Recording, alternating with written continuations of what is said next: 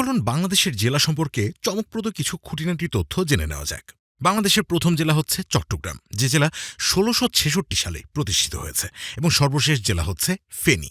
বাংলাদেশের সবচেয়ে বড় জেলা হল রাঙামাটি এবং এর আয়তন প্রায় ৬,১১৬ বর্গ কিলোমিটার। অন্যদিকে বাংলাদেশের সবচেয়ে ছোট জেলা হল নারায়ণগঞ্জ এবং এর আয়তন মাত্র ৬৮৩ বর্গ কিলোমিটার। সোনালী আঁশ পাটের জন্য নারায়ণগঞ্জকে প্রাচ্যের ড্যান্ডি বলা হয়।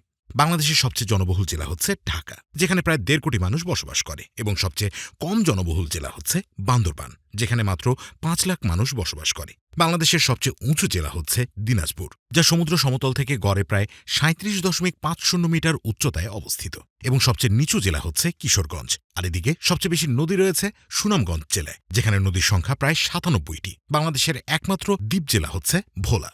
বাংলাদেশের সবচেয়ে বেশি ধান উৎপাদিত হয় ময়মনসিংহ জেলায়, এবং সবচেয়ে বেশি গম উৎপাদিত হয় রংপুর জেলায়। বর্তমানে সবচেয়ে বেশি চা উৎপাদন হয় মৌলভীবাজার জেলায়। বাংলাদেশের ৩২টি জেলার সাথে আন্তর্জাতিক সীমানা রয়েছে, যার মধ্যে রাঙামাটি একমাত্র জেলা যে জেলার সাথে ভারত এবং মিয়ানমার উভয় দেশের সাথেই সীমান্ত রয়েছে, এবং ভারতের সাথে সবচেয়ে বেশি সীমানা রয়েছে কুড়িগ্রাম জেলার, যার দৈর্ঘ্য প্রায় ২৭৭ কিলোমিটার। অন্যদিকে মিয়ানমারের সাথে সবচেয়ে বেশি সীমানা রয়েছে বান্দরবান জেলার, যার দৈর্ঘ্য প্রায় ১৭৯ কিলোমিটার।